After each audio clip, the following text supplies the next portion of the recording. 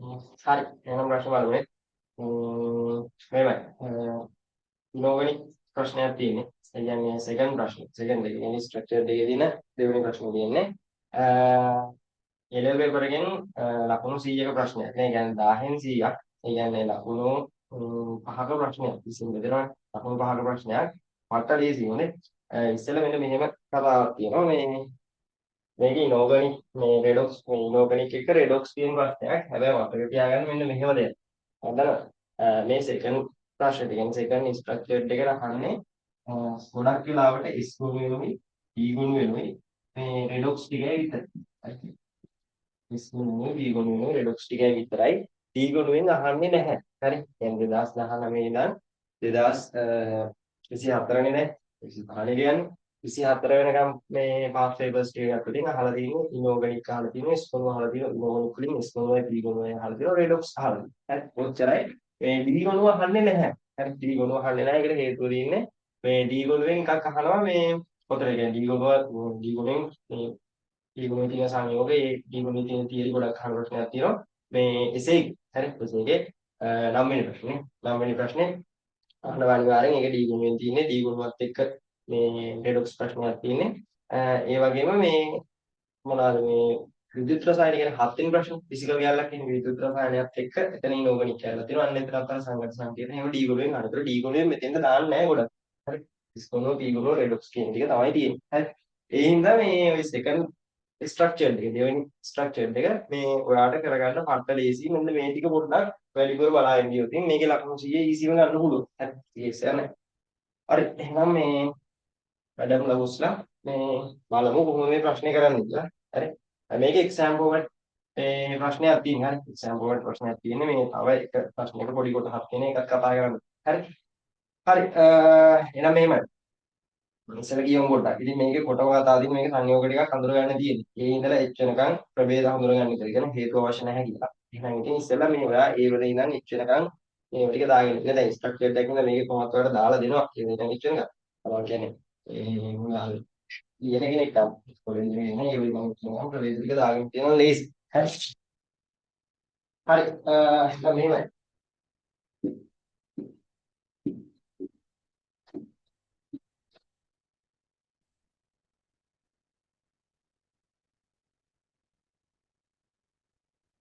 හරි.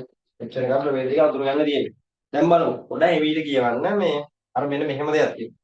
මම කැපිටල් එකේ හොයාගන්නේ නැතුව B හොයන්නෙම නෑ. අන්න ඒ කන්සෙප්ට් එකෙන් යන්න එපා. එහෙම ගියොත් මේ අයියලා කල්ටිකට ජීවිතේට මේක හොයාගන්න වෙන්නේ නැහැ. මොකද ඒ එකපාරට ප්‍රශ්නේ දීපු ගමන් ඒ හොයාගන්න විදියට මේ ප්‍රශ්න හදන්නේ නැහැ. හරි.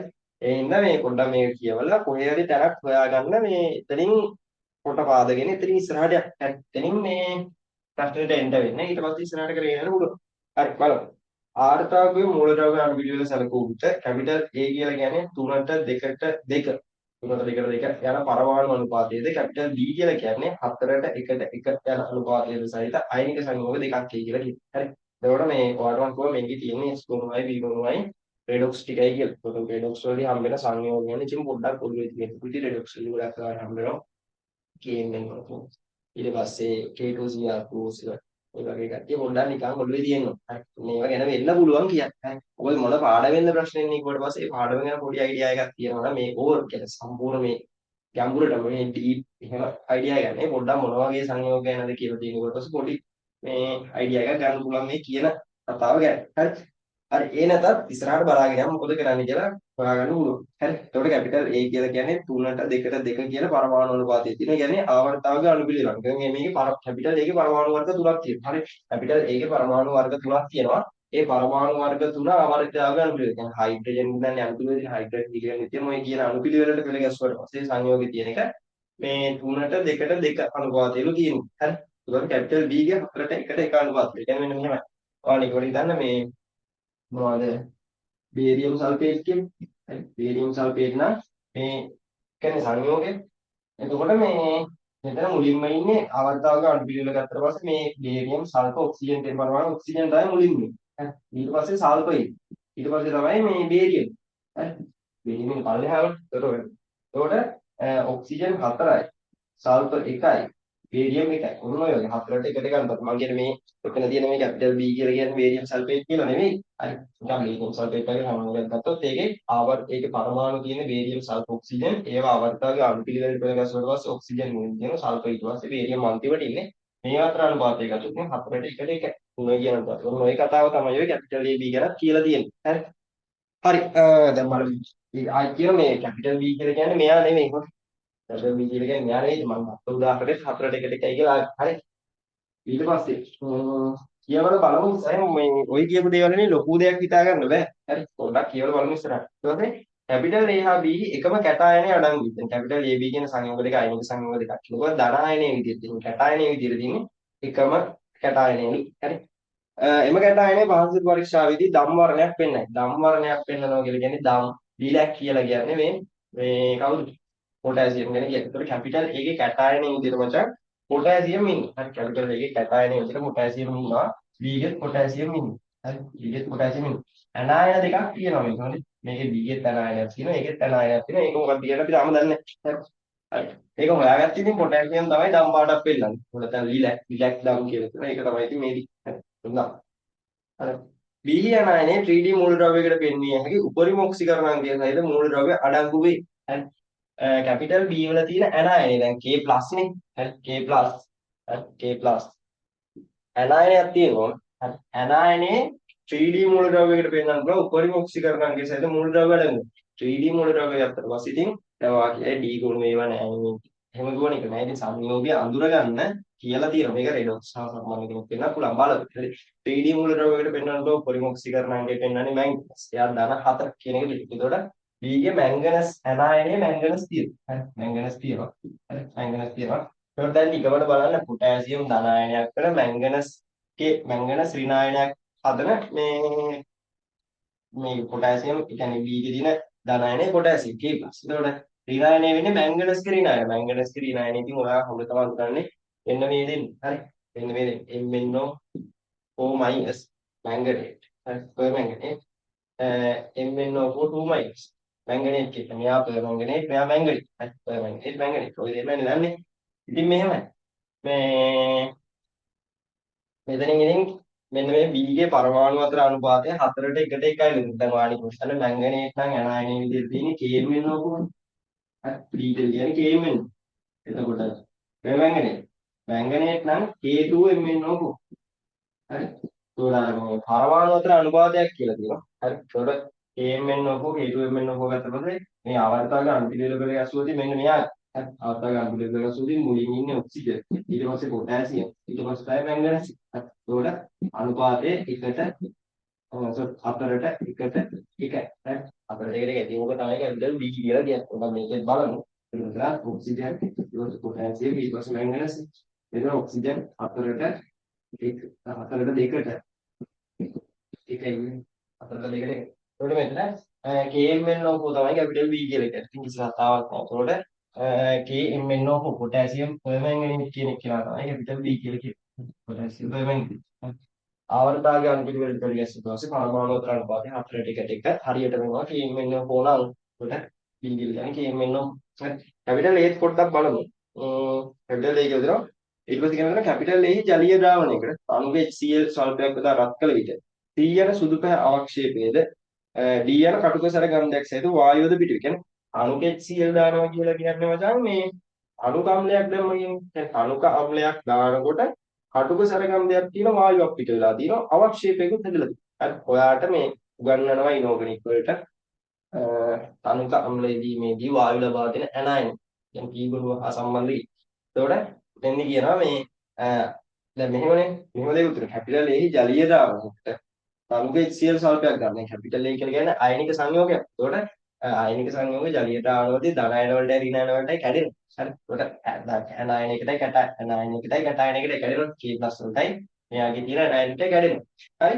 එතකොට ඉතින් මෙන්න මේකට තමයි අණුක HCl ටිකක් දාන්නේ. එතකොට වායුවක් පිට වෙලා තියෙනවා. ඒ කියන්නේ අණුක අම්ලයේදී වායු ලබා දෙන ඇනායනයක් මේකේ ඉන්නවා. ඒත් එක්කම සුදු පාට අවක්ෂේපයක සඳහන් කියලා පොටෑසියම්ගේ අවක්ෂේප නැහැ. මොනේ සුදු පාට පොටෑසියම්ගේ අවක්ෂේප එහෙම ඇති වෙන්නේ නැහැ. HCl පොඩ්ඩක් දැම්මොත් අවක්ෂේප නැහැ. එහෙනම් මේ ඇනායනයෙන් තමයි අවක්ෂේපයක් හැදෙන්නේ. අණුකාම්ලයක් දැම්මට පස්සේ වායුවකුත් පිට වෙලා අවක්ෂේපයකුත් හැදුණා නම් එතෙම ඇනායන එකයි ඉන්නේ. ඒ තමයි H2O3 2 කියන්නේ. H2O3 2 හරි. thiosulfate. මෙන්න මේ thiosulfate අයනයට අණුකාම්ල H+ පොඩ්ඩක් දැම්මොත් මෙතනින් SO2 වායුවයි සල්ප අවක්ෂේප වීමක සිද්ධ වෙනවා. සල්ප කියලා කියන්නේ ආරම්භයේදී සුදු පාට අවක්ෂේපයක්. ටික වෙලාවක් යනකොටම ලාල පාට වෙනවා. SO2 කියලා කියන්නේ අවර්ණයි ආම්ලිකයි කටුක සරගන්ධයක් තියෙන වායුවක් කියලා කියනවා. හරි. හරි. එහෙනම් ඉතින් මේ මෙතන තියෙන ඒක හොයාගත්තේ මෙහෙමයි. අණුකම්ලයක් දැම්මට පස්සේ කටුක සරගන්ධයක් තියෙන වායුවකුත් පිට වෙලා සුදු පාට අවක්ෂේපෙක.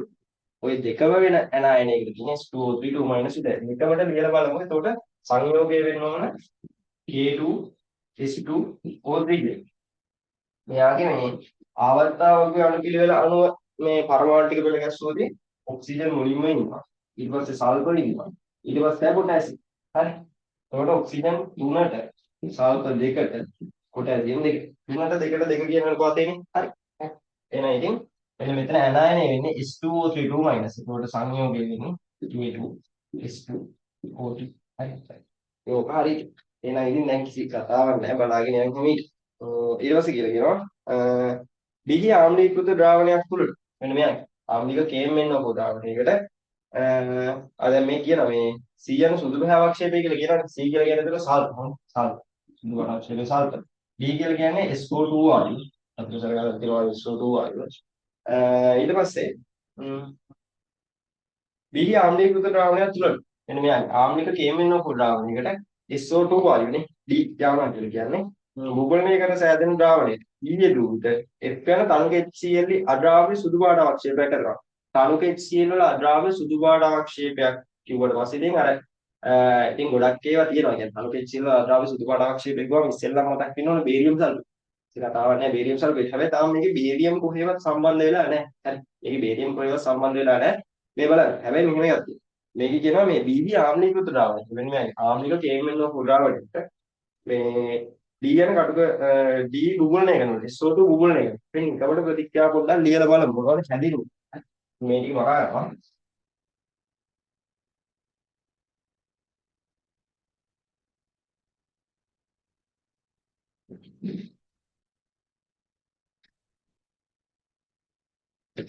හරි.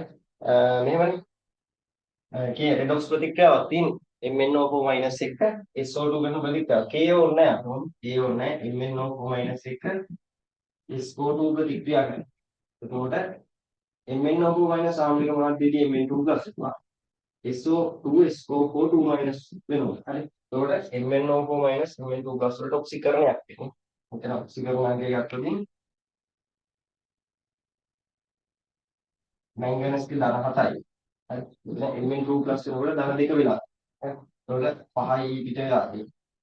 විකරණයක්. ඔක්සිහරණයක්. සෝරි 5යි ලබාගෙන තියෙන ඔක්සිහරණයක්. එතන සල්ෆර් ඔක්සිකරණයගේ ධන 4යි. හරි. මම හිතන ඔක්සිකරණයක ගන්න පුළුවන් ඇති. හරිද?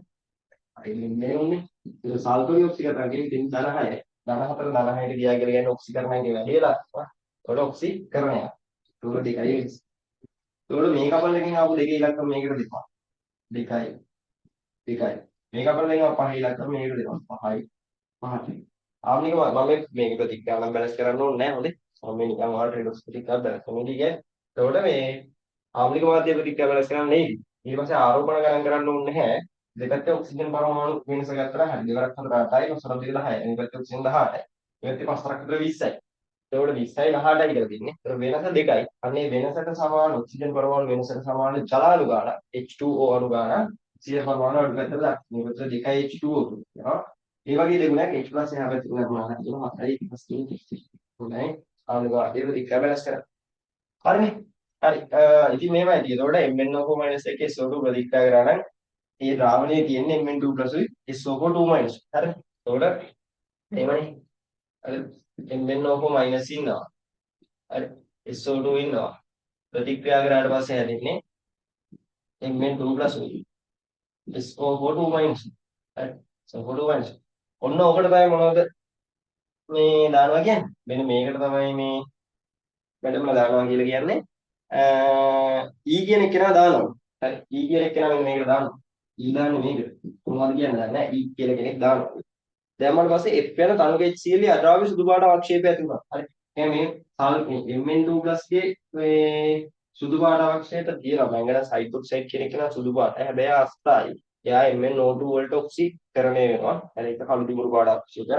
මේ සල්ෆර් SO4 වයින් සල්ෆේට් තියෙනවා. සල්ෆේට්ගේ සුදු පාට අවක්ෂේප ගොඩක් තියෙනවා. Barium sulphate. හරි. හරි. Barium sulphate. එතකොට තව ස්ට්‍රෝනියම් සල්ෆේට් ඒක සුදු පාටයි. සල්ෆේට් එක සුදු පාට එකක් යන විදිහකට ගොඩක් වැඩි. මොකද සල්ෆේට් ගේ සුදු පාට අවක්ෂේප ගොඩක් තියෙනවා. හරි. හරි. පොඩ්ඩක් බලමු. තනුක HCl වල දිය වෙන්නේ නැහැ. ඒතර බේරියම් සල්ෆේට් කෙනෙක් කියලා දිය වෙන්නේ නැහැ. කොහොම නම් ඔය බේරියම් සල්ෆේට් නම් තනුක HCl වල දිය වෙන්නේ නැති සුදු පාට අවක්ෂේපයක් කියලා ගත්තොත් බේරියම් සල්ෆේට් නම් මේ කැපිටල් E කියන එකේ බේරියම් ඉන්නවා. බලමු. හරි. ඊට පස්සේ කියනවා E තාප වියෝජනයේදී රතු දුමුරු වායුව G කියන රතු දුමුරු වායුවයි H කියන අවර්ණ වායුව සමග තවත් භාෂ්ම ප්‍රවේදයක් නිපද විය කියලා කියනවා. හරි. හරි. එතකොට මේ කාබ වියෝජනය ගැන ඔයාලට තුනයි කතා කරන්නේ. කාබ වියෝජන තුනයි කතා කරන්නේ. තමයි කාබනේට් තාප වියෝජනය, අනිත් එක බයිකාබනේට් තාප වියෝජනය, අනිත් එක නයිට්‍රේට් තාප වියෝජනය. සාමාන්‍යයෙන් දැන් මේකට කතා කරන්නේ Sp ගුණ වල කට්ටිය විතරයි. එතකොට මේ තාප වියෝජන වලදී රතු දුමුරු වායුවක් එක්ක අවර්ණ වායුවක් පිට වෙනවා නම් ඒ ඉතින් කතා කරන්නේ දෙවෙනි කාණ්ඩේ නයිට්‍රේට් තාප වියෝජනය ගැන. ඊට පස්සේ ඉතින් කතා කරන්න දෙයක් නැහැ. නයිට්‍රේට් දාපු යෝජනය. ඉතින් මෙතෙන්දී රතු දුමුරු වායුවක් පිට වුණාලු H කියලා අවර්ණ වායුවක් පිට වුණාලු භාෂ්ම ප්‍රවේදයකුත් ඇති වුණා. හරි. ඒකෝට ඔය දෙවෙනි කාණ්ඩේ නයිට්‍රේට් එකක් තමයි දාපු යෝජනය කියලා තියෙන්නේ. ඒකෝට දැන් මෙහෙමයි. දෙවෙනි කාණ්ඩේ දැන් හැදෙන්නේ මේවනේ. නයිට්‍රේට් උදාහරණයක් විදිහට මැග්නීසියම් නයිට්‍රේට් දාපු යෝජනය කරා නම් මැග්නීසියම් ඔක්සයිඩුයි NO2 වායුවයි O2 වායුවයි හදන්නේ. ඒකෝට අර මේ භාෂ්මික ප්‍රභේදය වෙන්නේ මේ ඔක්සයිඩ් එක. හරි. භාෂ්මික ප්‍රභේදය වෙන්නේ මේ ඔක්සයිඩ් එක. ඉතින් ගොඩක් වාෂ්ප ප්‍රභේදයක් ඉදිරියට ඉන්නේ බේරියම්ගේ ඔක්සයිඩ් එක. මොකද බේරියම්ගේ හයිඩ්‍රොක්සයිඩ් එක ප්‍රබල විදිහට වාෂ්ප කරනවා. ඔක්සයිඩ් එකත් වාෂ්ප කරනකොට මෙතන මේ කැපිටල් E ගේ තියෙන කැටයනය වෙන්නේ බේරියම්. කැපිටල් E ගේ තියෙන කැටයනය වෙන්නේ බේරියම්. මේක කතා කරන්න දෙන්නේ නැහැ. මොකද මෙතන අන්තිමට කියනවා I යන තවත් වාෂ්ප ප්‍රභේදයක් ඇති වුණා. වාෂ්ප ප්‍රභේදය කියනවා. ඉතින් දෙවෙනි කාණ්ඩයේ නයිට්‍රේටයක් ආපු යෝජනය වෙලා ගන්න පුළුවන් හොඳම වාෂ්ප ප්‍රභේදය ඉන්නේ බේරියම්. එතකොට E ගේ එතකොට බේරියම් ඉන්නවා. හරියනේ. ඉතින් බේරියම් E ගේ බේරියම් හැංගිලා ඉන්නවා. හරි. බේරියම් හැංගිලා ඉන්නවා. බේරියම් නයිට්‍රේට් නේද? මේ දාලා තියෙන්නේ බේරියම් නයිට්‍රේට් තමයි. බේරියම් නයිට්‍රේට් දැම්මම පස්සේ බේරියම් සල්ෆේට් යනවා. එතකොට බේරියම් සල්ෆේට් කියලා කියන්නේ සුදු පාට අවක්ෂේපයක්. ඒක තමයි කිසි වලිය වෙන්නේ නැහැ. හරි. මොකද කතා කරන්නේ යන්නේ නැහැ තාම. මෙතන E කියලා කියන්නේ මොකද? E කියලා කියන්නේ බේරියම් නයිට්‍රේට්. නයිට්‍රේට්. F කියලා කියන්නේ බේරියම්ගේ සල්ෆේට්. ESO4 සුදු පාට අවක්ෂේපයක්. අවක්ෂේපයක් නම් මම පල්ලෙහාට ඊතලයක් දාන්න. හරි. මොකද භෞතික අවස්ථාව දාන්නේ නැහැනේ. ඉනෝගනික් වල භෞතික අවස්ථාව ඔයාලගෙන් බලාපොරොත්තු වෙන්නේ නැහැ. හැබැයි අවක්ෂේපයක් හදනවා නම් පල්ලෙහාට ඊතලයක් දාන්න. වායුවක් පිට වුණා නම් මම උඩට ඊතලයක් දාලා පෙන්නන්න. ඒක ෂේප් ටික. හරි. හරි. ඔය එහෙම කරන්න කියලා කියනවා. හොඳේ මාගින් එකෙත් තියෙනවා. ඊට පස්සේ ඊයන තාප වියෝජනයේදී රතු දුමුරු වායුව කියලා කියන්නේ G. රතු දුමුරු වායුව NO2. හරි. ඊට පස්සේ එච්චර අවර්ණ වායුව කියලා කියන්නේ O2 වගේ. ඕනෝක තමයි ඉතින් තියෙන්නේ. ලේසි ඉතින් ඈ. පොඩි කේස් එකක් විතර කට ලේසි. හරි. හරිනේ නේද? එතකොට පළවෙනි ප්‍රශ්නේ සිම්පල් ඒකට හරි උත්තරේ ඕක.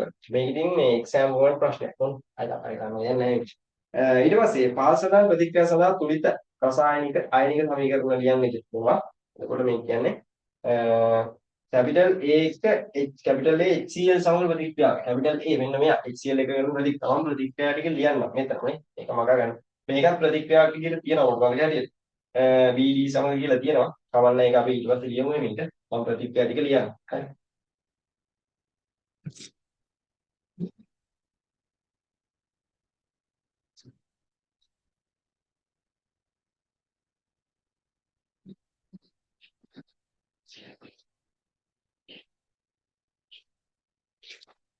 හරි. බලමු. කැපිටල් A HCl සමග කැපිටල් A කියලා කියන්නේ K2H2O3. හරි. අනුගේ HCl. හරි. මේ ප්‍රතික්‍රියාව කරාට පස්සේ මොනවද වෙන්නේ? KCl හැදෙනවා. හරි. KCl හැදෙනවා. ඊට පස්සේ දැන් අණු කාම්ලයන් ඉඳන් මේ K+ එක මෙතන සියලු දාන අයනේටි ඩයනේටි එකපාර මේ H එක H2H2O3 තමයි හැදෙන්නේ. හැබැයි ආ වියෝජනය වෙලා කියන්නේ අණු කාම්ල දීමේදී වායු ලබා දෙන නැහැ හැදෙනවා. මේ දෙන ප්‍රතික්‍රියා කරලා SO2 වායුව සල්ෆයි හැදෙනවා. මෙන්න මෙයා වියෝජනය වෙනවා SO2 ධන සල්ෆර් ඒත් එකම H2O හැදෙනවා. හරි දැන් හරි හරි නේද ඉතින් තුලිත කරගන්න ඕන පොටෑසියම් දෙකට පොටෑසියම් දෙකයි සල්ෆර් දෙක නම් හරි ඔක්සිජන් තුනයි හරි මොන මෙතෙන්ට දෙකක් දැම්ම නම් මෙතෙන්ට දෙකක් දැම්ම නම් බැලන්ස් හරි පොටෑසියම් දෙක හරි සල්ෆර් දෙකයි සල්ෆර් දෙක හරි ක්ලෝරින් දෙකයි ක්ලෝරින් දෙක හරි හයිඩ්‍රජන් දෙකයි දෙක ෂුවර් හරි ඕක තමයි එක පළවෙනි වෙලිට ඊට පස්සේ BD සමය ඒක ලිව්වා අපි හරි ඉතින් මේ තුලිත රසායනික හරි අයනික හරි සමීකරණ ලියන්නේ කියලා. එහෙනම් ඉතින් ඔයාලා මේ රෙඩොක්ස් ප්‍රතික්‍රියාවල අයනික සමීකරණ ලියුවාම සම්පූර්ණ ලකුණු දෙනවා. උඩ අයනික සමීකරණය ඔයාලා ලියන්න. ඊපස්සේ SO2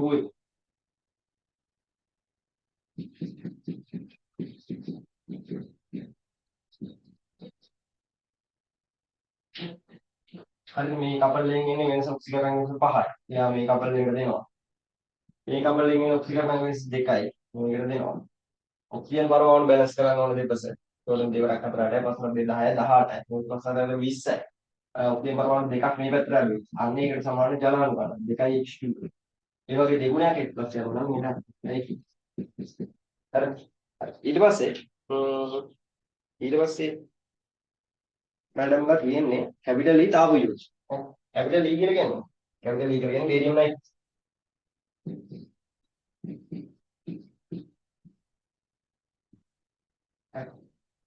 තාප යෝජනය කරනවා නම් මොකද රත් කරනවා කියන්නේ ඩෙල්ටා ලකුණ දාන්න ඊතල එක්කලා. හරි. හරි. එහෙනම් මචං බේරියම් නයිට්‍රේට් තාප යෝජන වුණාට පස්සේ බේරියම් ඔක්සයිඩ් හදනවා.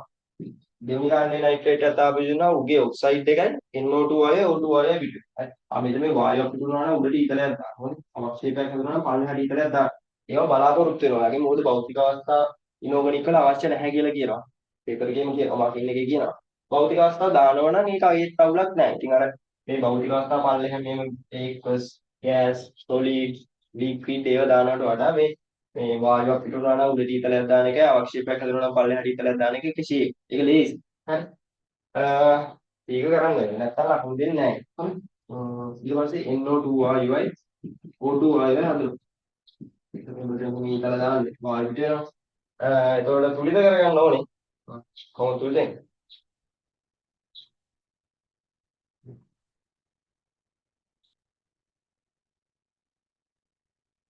තුලිත කරගන්න නම් මෙතෙන්ට දෙකයි ඒතකොට මෙතෙන්ට දෙකක් වෙනවා. හතරක් වෙනවා. හතරක් දෙක 8යි 8යි දෙක 10යි දෙක 12යි. හරි බැලන්ස්. හරි. ඔය නයිදුල් දෙක. ඊට පස්සේ AI2 සමග A කියලා කියනවනේ. මෙන්න මෙයා K2S2O3 I2 එක I2. අපි මෙයා මේ තියෙන්නේ K2S2O3 I2 එක. හරි. මේක දැක්කට පස්සේ ඔයාලට මේක මේ සම්පූර්ණ ප්‍රතික්‍රියාව විදියට ඕනනම් ලියන්න පුළුවන්. ඊට වැඩිය ලේසිය ඔයාලට අයනික විදියට ලියන්න. ඔයාලට මේක බැලු බැලමට මේ පේන්නේ නැහැ මේක මේ රෙඩොක්ස් වල හම්බ වෙන ප්‍රතික්‍රියාවක්. හරි. ඔයාලට මෙන්න මෙහෙම ගුවොත් තේරෙයි.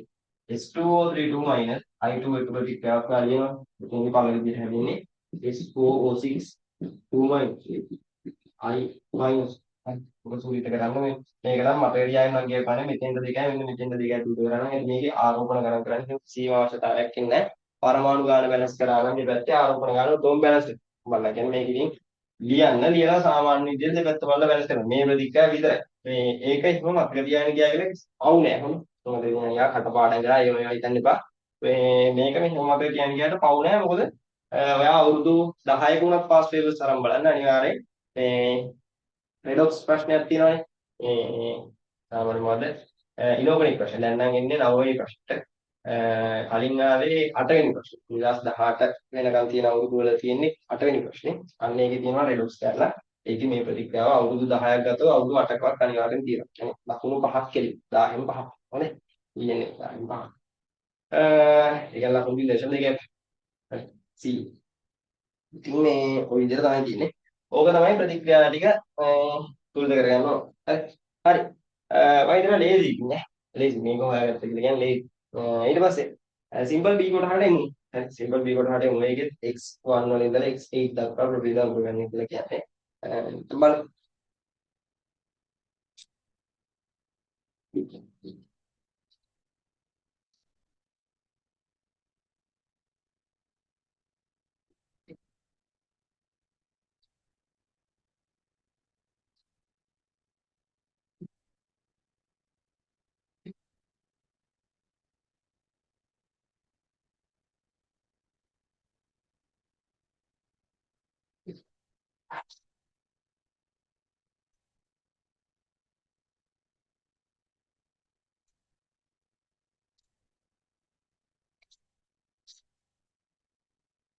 හරිද? එහෙනම් මැඩම්ලා පුස්ලා මේ බලන්න. මේමයි. දැන් මේක තියෙන්නේ නැත්නම් මේක මේ පොඩ්ඩක් 100න් කියවන්න ඕන. නැත්තම් මේක සෙට් වෙන්නේ නැහැ. හොඳයි. හරි. x1 වල ඉඳලා x8 දක්වා ප්‍රභේද අඳුරගන්න කියලා කියන්නේ. ඒ ටික මුලින් දාගෙන ඉන්නේ. x1 වල x8 එක.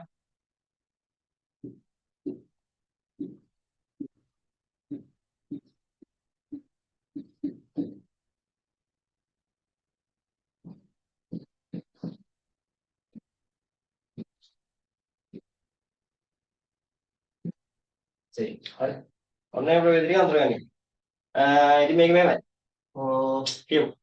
x1 x2 x3 යන S හෝ පිළිගොණු වලට අයත් ස්වභාවික දී පරමාණුක වායු ලෙස පවතින ප්‍රවේශිත පිළිගොණ ස්වභාවික දී පරමාණුක වායු ලෙස පවතින ප්‍රවේශිත x1 වල ඉඳන් x3 වෙනවා x1 x2 x3 කියලා කියන්නේ ස්වභාවිකව ද්වි පරමාණුක වායු පරමාණු දෙකක් විදියට ඉන්න වායුක ද්වි පරමාණුක වායුන් විදියට ඉන්න ප්‍රභේද ත්‍රිත්‍ය තුනක්. හරි.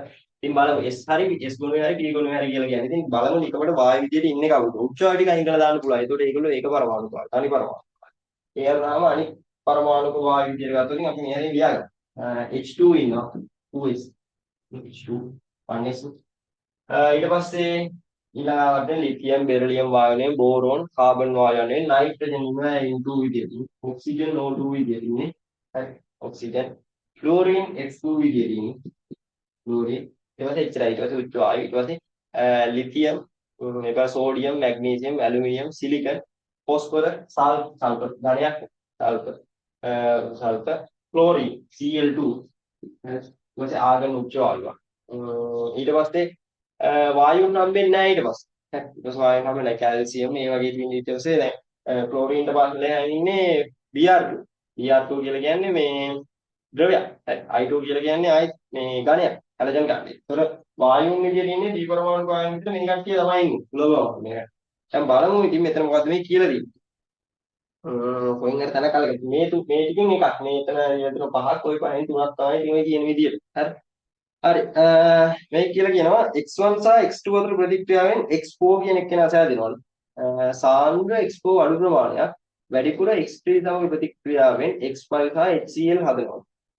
සාන්ද්‍ර එකත් එක්ක ප්‍රතික්‍රියා කරලා කියන්නේ x4 කියන එක්කෙනාගේ සාන්ද්‍ර ෆෝමැට් එකක් තියෙනවා. ආනුක සාන්ද්‍ර කියලා දෙකක් තියෙනවනේ. දෙකක් ඇති. කියන්නේ සාන්ද්‍ර x4 අඩු ප්‍රමාණයක් එක්ක වැඩිපුර x3 කියන කෙනෙක් ප්‍රතික්‍රියා කරලා වායු තුනෙන් එකක් ප්‍රතික්‍රියා කරලා x5 සහ HCl ගන්නවා. අණුක x4 එක්ක වැඩි ප්‍රමාණයක් එක්ක x3 අඩු ප්‍රමාණයක් ප්‍රතික්‍රියා කරලා x2 සහ HCl හදනවලු. පොඩ්ඩක් අරගෙන. හොඳයි. වැඩිපුර x4 සමග HCl ප්‍රතික්‍රියා කර x6 යන ඝන සුදු දුමාරය හදනවා. කොහේ හරි දැන් ඔතනින් විතරයි ඉතින් මේක අල්ලගන්න තැනකට තියෙන්නේ. හරි. ඊට පස්සේ ගන්නවා x5 ජල විච්ඡේදනයේ x7 සහ x8 යන සංයෝග හදනවලු. x8 කියලා කියන්නේ දුබල භස්මයක්. හරි.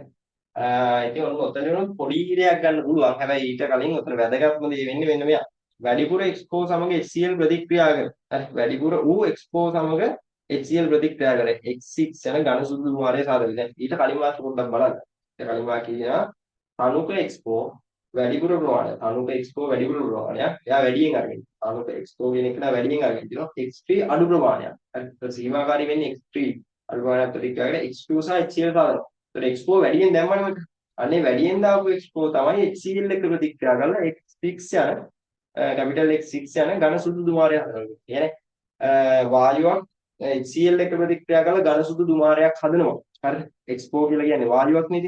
ඔය වායු දෙකක් ප්‍රතික්‍රියා කරලා හැදෙන්නත් උන ගොඩක් වෙලාවට වායුවක්. ඉතින් වායුවක් HCl එක්ක ප්‍රතික්‍රියා කරලා ඝන සුදු දුමාරයක් හදනවා කියලා කියන්නේ මේ ඉතින් NH3 ගැන. මම කතා කරන්නේ වායු පිළිවෙස් එකේ තියෙන NH3 ගැන විතරයි.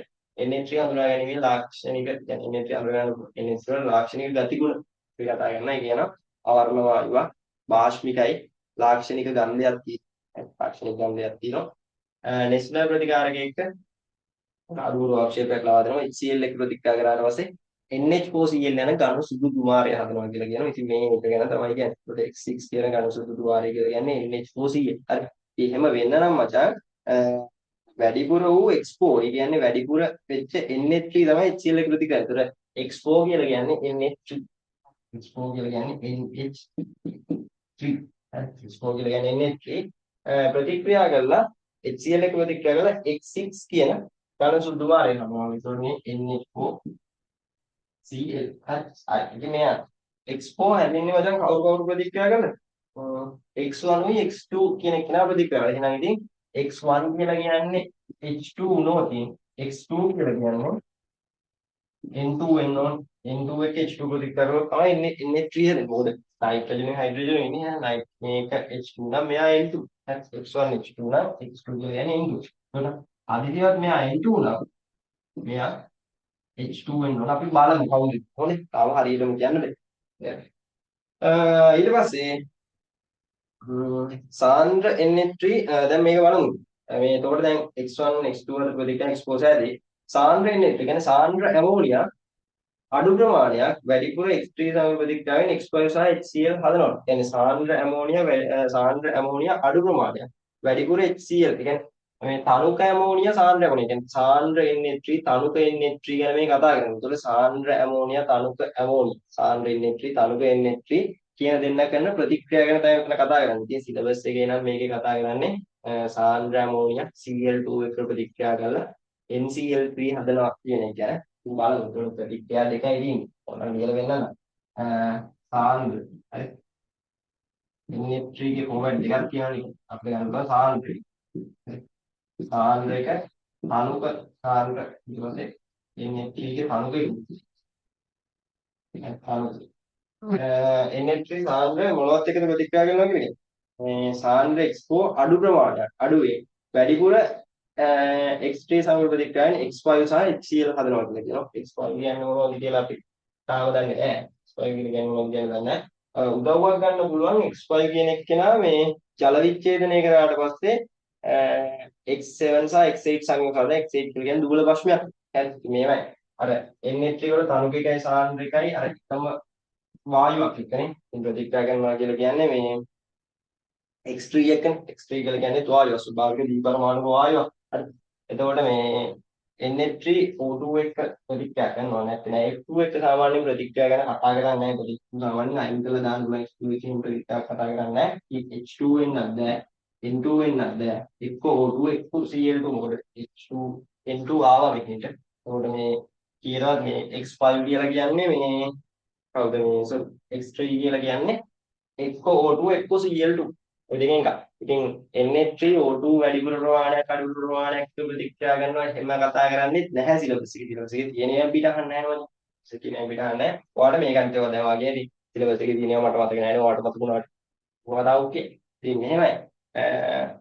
NH3 ගැන කතා කරනකොට මචං NH3 එක Cl2 ගැන ප්‍රතික්‍රියා විතරයි අර විශේෂයෙන් කියලා උගන්වනවා.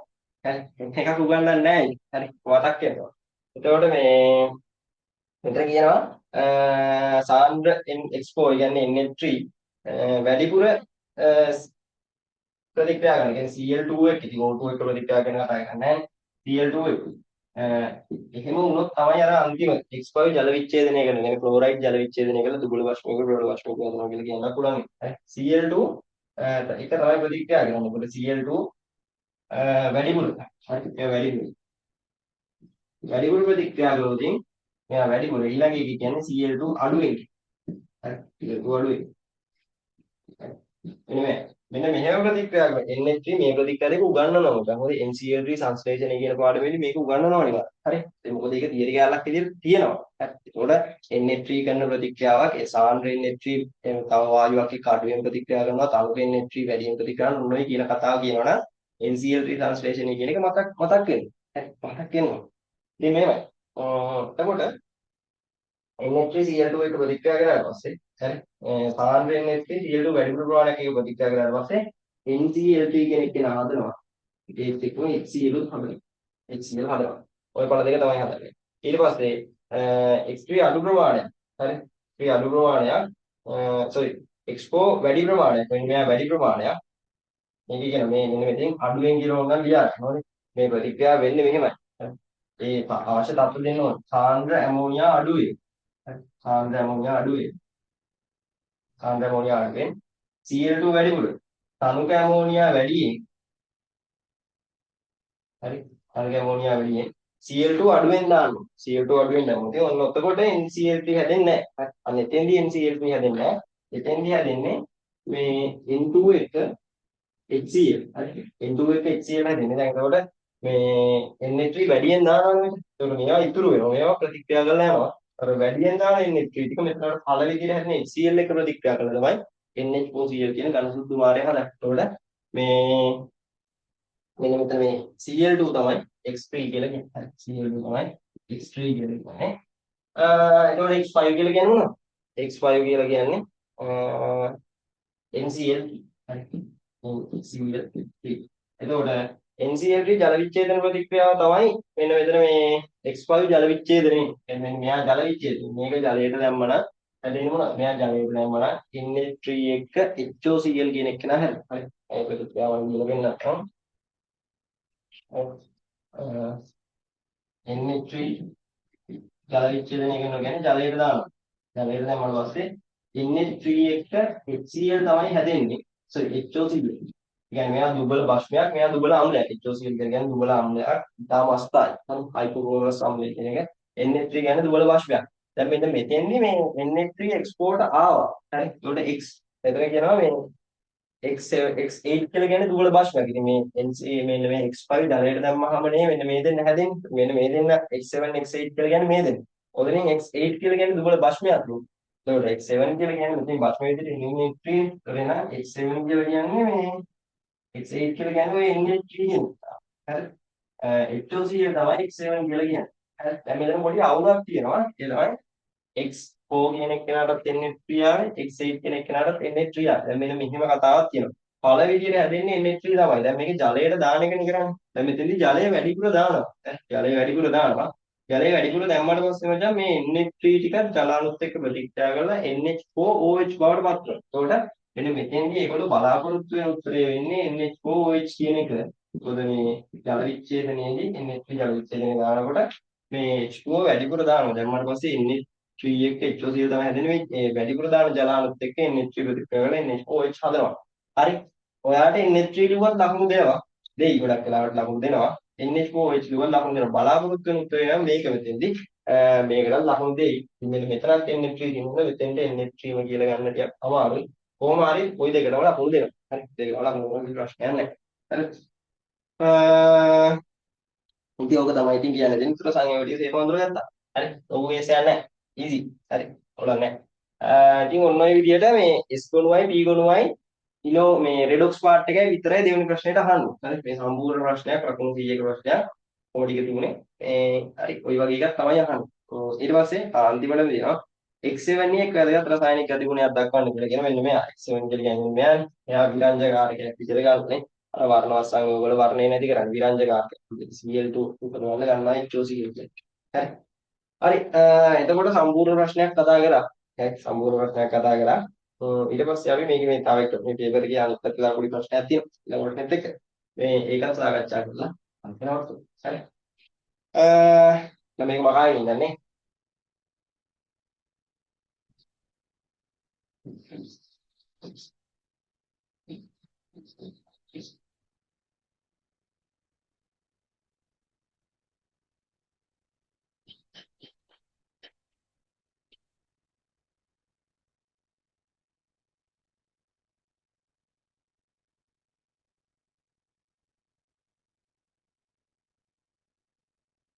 හරි. මේකේ කියනවා මේ AB2 සිට C ABC AB2 සහ C මේ කියන්නේ AB2 සහ C සිට I දක්වා ප්‍රභේද අඳුරගන්න කියලා කියන්නේ. AB2 සහ C සිට I දක්වා ප්‍රභේද අඳුරගන්න. මේක AB2 කියලා සංයෝගිකුත් තියෙන ඊට පස්සේ C වලින් ඉඳන් I වෙනකන් තියෙන ප්‍රභේද වර්ග. හරි ප්‍රභේද වර්ගයක්. ඔය ටික වෙන්නේ නැති AB2 කියලා කියන්නේ මේ සංයෝගයක්. හරි. ඔන්න ඉතින් C සිට I දක්වා ප්‍රභේද අඳුරගන්න මේක කියලා තියෙන සංයෝග ටික අඳුරගන්න තියෙන්නේ. ඒ ටික පොඩ්ඩක් ලියාගන්න ඕනේ. හරි. ඒක පොඩ්ඩක් ලියාගන්න. So A2B නේ AB2 කියන මොනින්ද?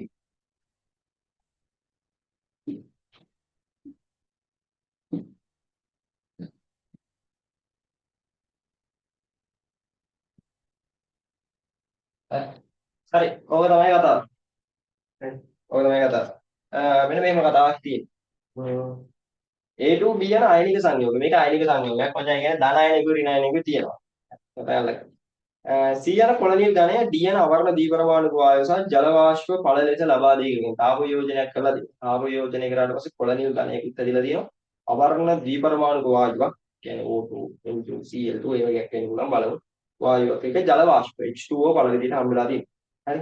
AB2 ආම්ලීකృత ජලීය මාධ්‍ය තුළ දියවි තැඹිලි වර්ණයක් ලබා දෙනවලු. මේකෙන් ලොකු උඩයක් කියන්නේ ඇයි?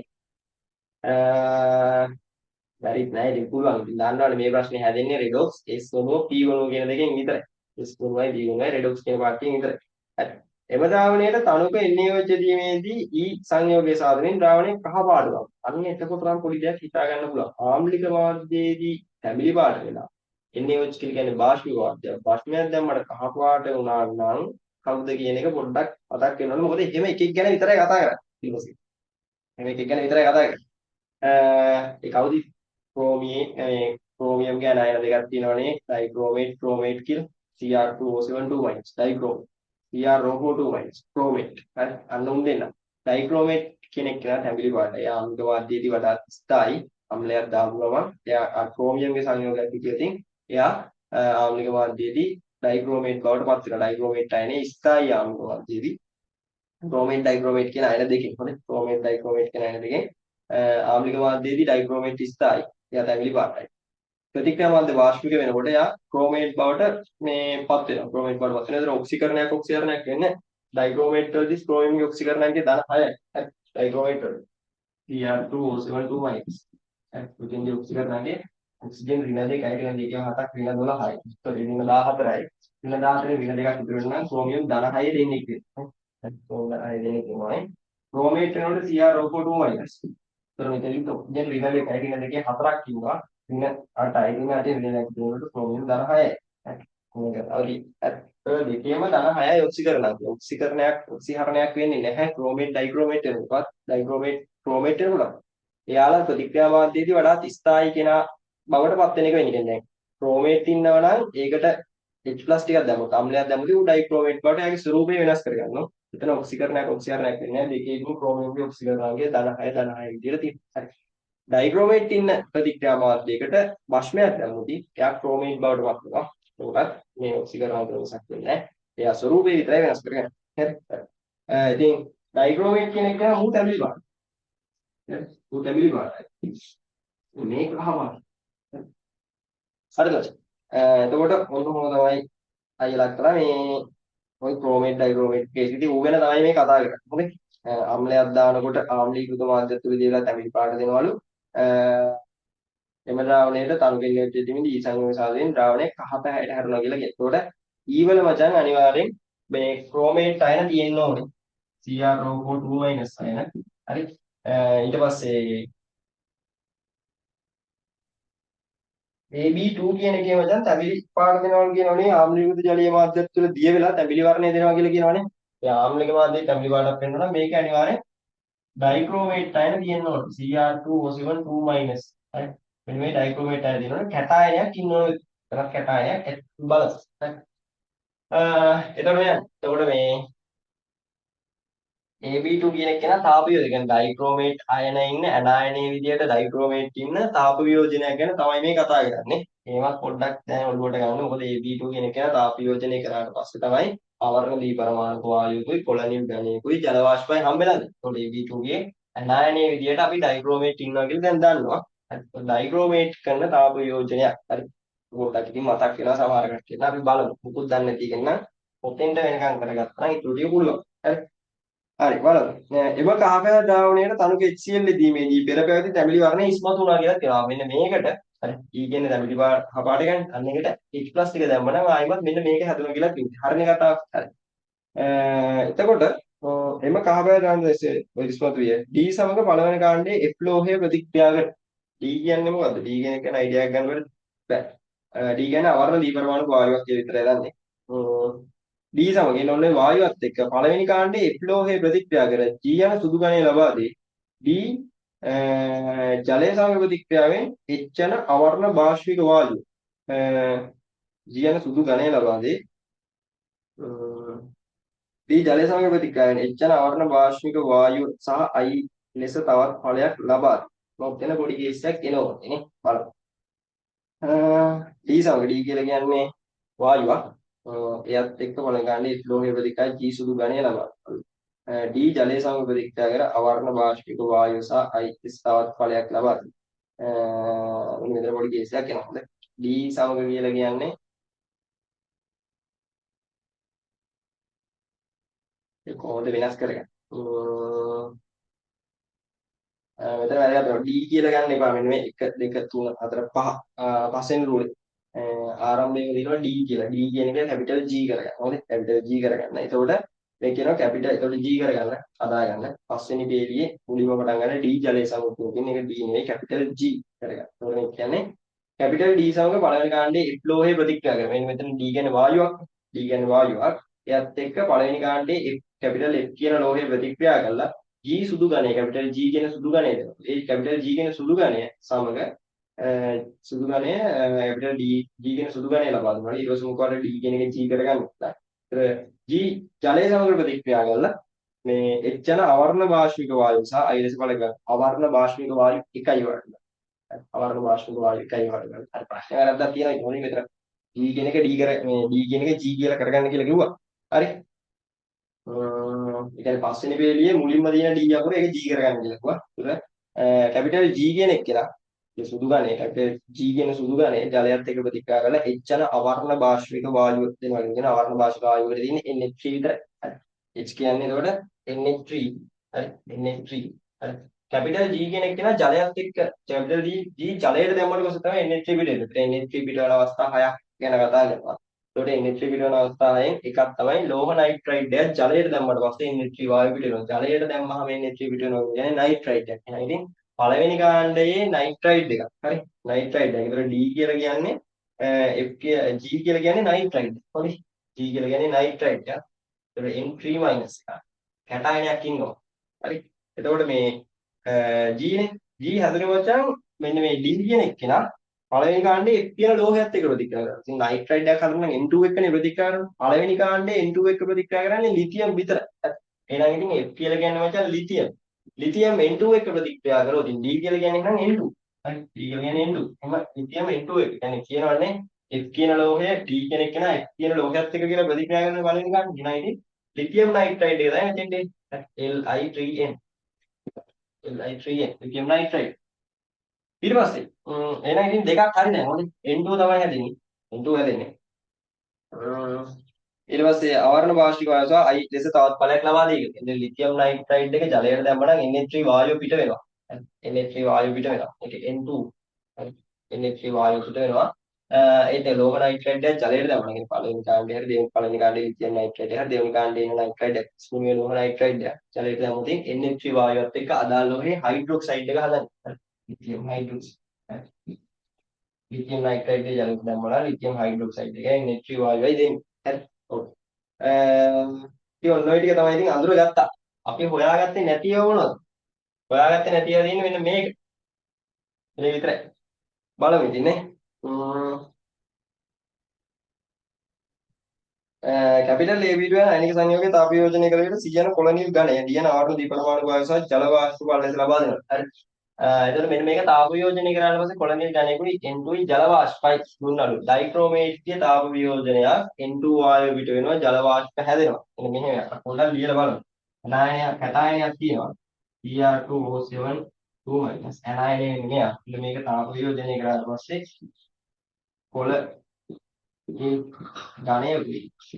කොළණින් ඝනයක් ඊට පස්සේ N2 එක H2O හරි ඩයික්‍රෝමේට් කරන තාප වියෝජනයක් හරි ඩයික්‍රෝමේට් කරන තාප වියෝජනයක් කොළණින් ඝනයක් හැදලා උන්නම කතාවක් කියනවා මේක වෙන උදව්වක් ගන්න තැන නැද්ද සුපර් වැඩි එකෙත් නෑනේ වෙන එකකින්ම තැනක් නෑ මේක හරි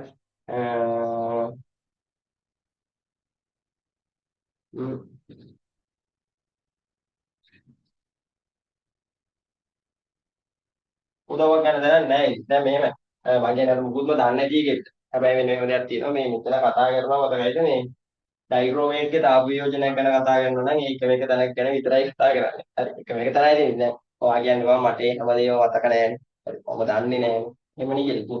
දැන් මම මේක කතා කරන්නේ එක තැනක විතරයි. ඊට පස්සේ NH3 පිටවන අවස්ථා 6ක් ගැන කතා කරනවා. මේ අවස්ථා 6න් කියනවා බොහෝමයක් ඇමෝනියම් ලවණ තාප වියෝජනයේදී NH3 වායු පිට වෙනවා.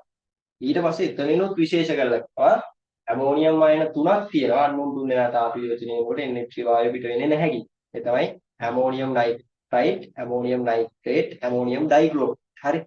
එතකොට ඇමෝනියම් ඩයික්‍රෝමේට් තාප වියෝජන වුණාට පස්සේ Cr2O3 කියන කොලොනියල් ඝනයයි හරි ඩයික්‍රෝමේට් වල තාප වියෝජන කතා කරන්නේ ඇමෝනියම් ඩයික්‍රෝමේට් ගැන විතරයි. ඒක වැදගත්. මොකද NH3 පිටවන අවස්ථා පහෙනුත් එකක්කදී ඒකෙත් විශේෂ කරලා කියන මෙන්න මුන් තුන් දෙනාගේ ඇමෝනියම් ලවණ තාප වියෝජනය කරාට NH3 පිට වෙන්නේ නැහැ. හරි කියලා මෙන්න මෙහෙම. Ammonium nitrite, ammonium nitrate, ammonium dichromate. මෙන්න මේවා තාප වියෝජනය ගැන කතා කරන්නේ. හරි මෙතෙන්දි නම් N2 එක්ක H2O හැදෙන්නේ. මෙතන N2O එක්ක H2O හැදෙන්නේ. මෙන්න මුන් දෙන්න කෙලින්ම මෙතෙන්ට එනවා ඊළඟටදී. N2 එක්ක H2O ඊට අමතරව Cr2O3 කියන කොලොනියල් ඝනය යනවා. ඕක ගැන කතා කරනවා. හරි. ඔන්න ඔය ටික. ඉතින් මේක ගැන තමයි කියලා දෙන්නේ. එතකොට හරිනේ ඉතින් එතකොට AB2 ලවණයේ විදිහට තියෙනවා. ධනායන දෙකක් තියෙනවා. ඍණායන එකයි. එතකොට මේ දිනේ ammonium ඩයික්‍රෝම.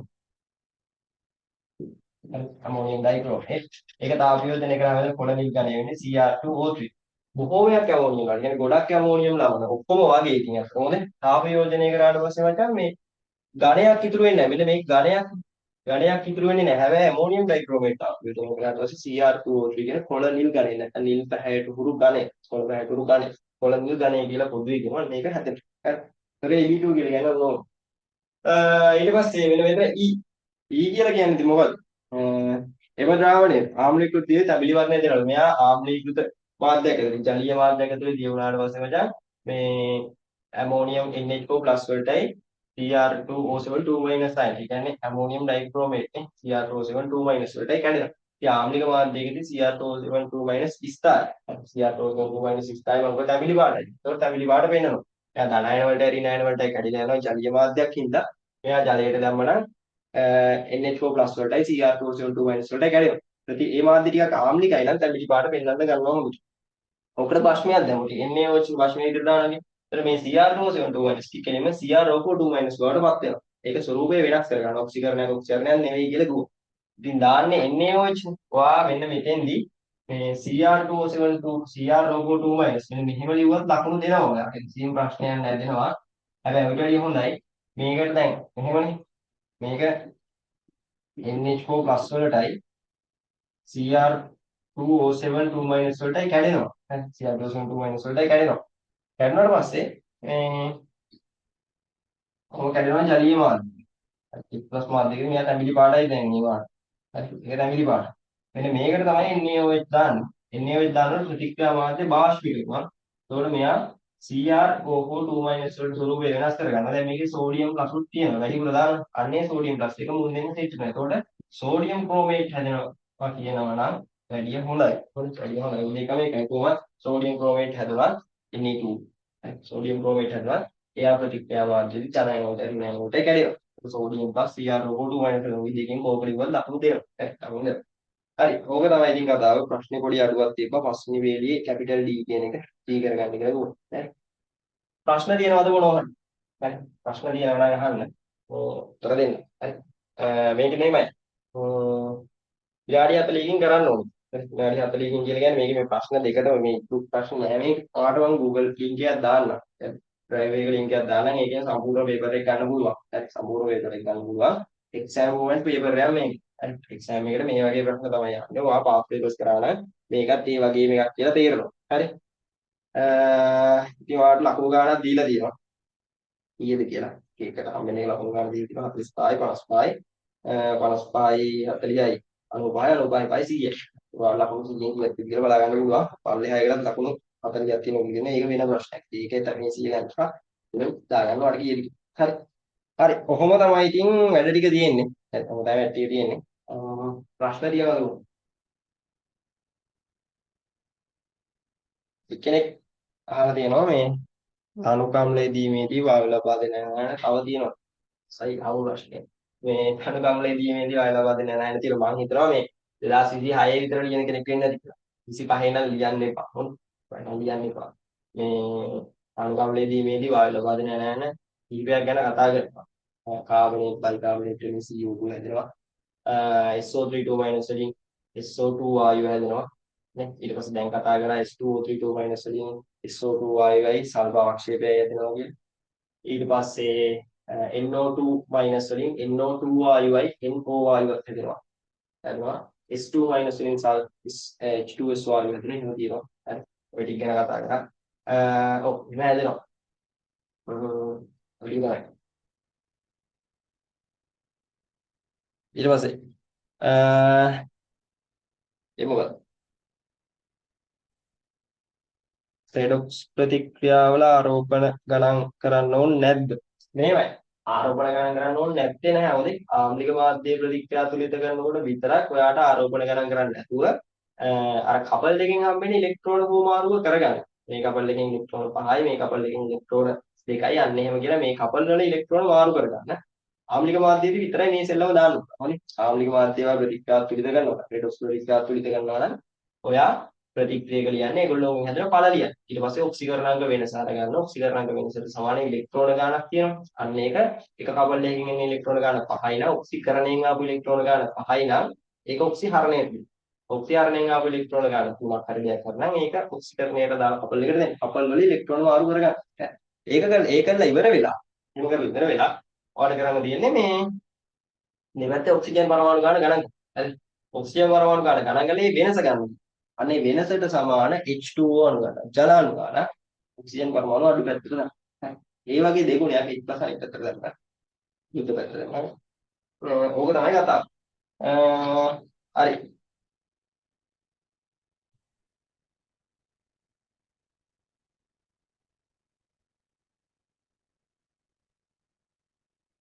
S ගුණයයි P ගුණයයි ඉනෝගනිකුයි විතරයිද second structure දෙකට අහන්නේ.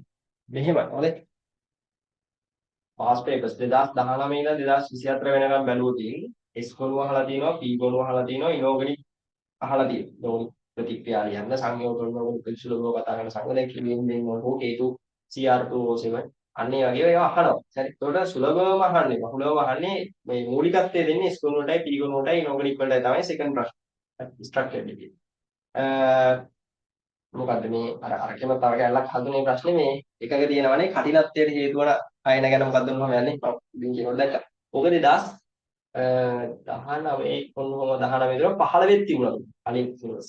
ඉතින් මේවයි. කටිනත්වයට හේතු වන ලවණ දෙකන්නේ මැග්නීසියම් 2+ කැල්සියම් 2+ කියන දේ. මුල්ලේලත් ස්කොනුවට තමයි අයිති වෙන්නේ. ඒවා හැබැයි කතා කරන්නේ මේ කර්මාන්ත රසායනික පාඩමනේ. කර්මාන්ත රසායනික පාඩමෙන් තමයි ජලයේ කටිනත්වය පරිසර දූෂණය ඔන්නෝවට කතා කරන්නේ. හරි. කර්මාන්ත පරිසර දූෂණය කියන්නේ. ඉතින් මේ එතන තියෙන සංයෝග දෙකත් අර S ගුණයේ සංයෝග දෙකක් හින්දා අර තුන්දි කතා කරන කටිනත්වයට හේතු වන අයන දෙකත් S ගුණවලයි හින්දා ඉතින් ඔතෙන්ට දාලා තියෙනවා. ඒ වගේ පොඩ්ඩක් අර මේ කම්බිනේෂන් එකක් තියෙනවා. නැත්තේ නෑ කම්බිනේෂන් එකක් තියෙනවා කියන්නේ. සම්පූර්ණ ප්‍රශ්නයක්ම සෙකන්ඩ් ස්ට්‍රක්චර්ඩ් එක මේ කර්මාන්ත රසායනයෙන් අහනවා කියලා කියන්නේ නැහැ. ඒ කර්මාන්ත රසායනයට උගන්වන පොඩි තියරි කැලලක ස්කෝනේ ලෝහයක් හරි හදන සංයෝගයක් හරි විශේෂයෙන් උගන්වනවා. කටිනත්වයට හේතු වන කියලා ඒ දෙක විතරයි උගන්වන්නේ. ඉතින් ඒක විශේෂයි. ඒකට ඒක අර අතෙන්දි පොඩ්ඩක් අහනවා. පොඩි අණු කොට අහන්න. හරිද? මට වගේ නේද අන්තිම ප්‍රශ්නේ රෝමිලක් කරා 6 7 වගේ අන්තිම ප්‍රශ්නේ කරා හදු. එහෙම අහනවා ඉතින්. අර මේ ඒ වගේ එකක් තියෙනවා. මූලිකත්වයේ දෙන්නේ මෙන්න මේවට. හරි. මේකේ ලකුණු 100 ඉතිම ගන්න ඕන නම් පොඩි දෙයක්. මතක තියාගන්න තියෙන පොඩි දේවල් ටික. බැරි වෙන විදියක් නැහැ. හොඳ. බැරි වෙන විදියක් නැහැ. හරි එන. ඔය ටික තමයි කියන්න තියෙන්නේ. මම මේ WhatsApp channel එකේ දාලා තියන්න. WhatsApp channel එකේ දාලා තියන්න. එකෙන් ගන්න. කමෙන්ට් එකේ හරි description එකේ හරි WhatsApp channel එකේ දාලා තියන්න.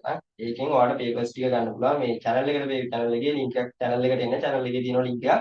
ඒ channel එකේ තියෙන link එකෙන් මේ ඔයාලට WhatsApp channel එකට ඇවිල්ලා ඒකෙන් මේ papers ටික ගන්න පුළුවන්. මේක ඉතුරු ප්‍රශ්න ගන්න පුළුවන්. ඒක කරගන්න. හරි. ඕක තමයි කියන්න තියෙන්නේ. ඉතින් මේ පාර ලියන කට්ටිය කියන්නේ ටිකක් මාසෙලා වැඩ කරගන්න. මාසයක් වගේ තියෙන්නේ. ඔය කියන්නේ 26 සෙට් එකට දැන් ඉනෝගනික් යන්නේ. අන්තිම ඉනෝගනික් අන්තිම හරිය කියන්නේ සංගත සංකීර්ණය ආයතන ඔය ටික ගැන කතා කරනවා. එහෙනම් මේ විදිහට වැඩ ටික කරමු. හරි මේ විදිහට වැඩ ටික කරමු. පේපර් ටිකක් වැඩිපුර කරන්න. ඒක ෂේප් වැඩේ. හරියන.